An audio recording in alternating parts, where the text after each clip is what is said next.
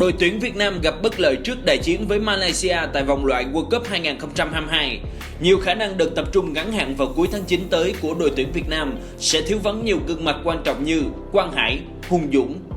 Vào ngày 10 tháng 10 tới, đội tuyển Việt Nam sẽ tiếp tục chiến dịch vòng loại World Cup 2022 của mình bằng cuộc tiếp đón Malaysia trên sân nhà Mỹ Đình.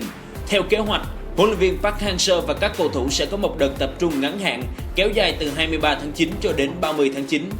Sau lần hội quân này, các cầu thủ sẽ trở lại câu lạc bộ để tiếp tục thi đấu vòng 25 V-League. Ở đợt tập trung diễn ra vào cuối tháng 9, đội tuyển Việt Nam có thể sẽ không có sự góp mặt của nhiều cầu thủ quan trọng đang thuộc biên chế câu lạc bộ Hà Nội.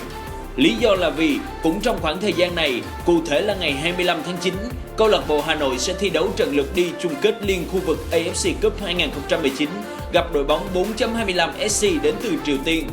Như vậy, những nhân tố chủ chốt của đội bóng thủ đô như Quang Hải, Hùng Dũng hay Duy Mạnh có thể sẽ không nằm trong kế hoạch tập trung lần này của huấn luyện viên Park Hang-seo.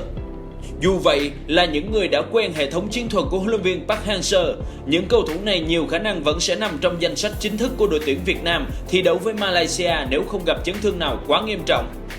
Nếu không gọi những cầu thủ của Hà Nội, ông Park chắc chắn sẽ phải chuẩn bị những phương án thay thế. Và đây chính là cơ hội để ông thử nghiệm những cái tên mới. Một vài gương mặt đáng chú ý đang duy trì được phong độ cao như Mạc Hồng Quân, Đỗ Văn Thuận hay Hồ Tuấn Tài có thể sẽ được trao cơ hội. Chiến lược gia người Hàn Quốc cũng đã nhiều lần nhắc đến việc sẽ tìm ra những làn gió mới cho đội tuyển quốc gia.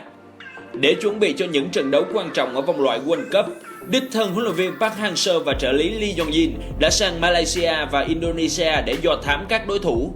Hiện tại, đội tuyển Việt Nam đang xếp thứ tư ở bảng G với 1 điểm nhưng đã ít hơn các đối thủ còn lại, trừ UAE một trận. Dẫn đầu bảng đấu này là Thái Lan sau khi họ giành chiến thắng thuyết phục 3-0 ngay trên sân của Indonesia.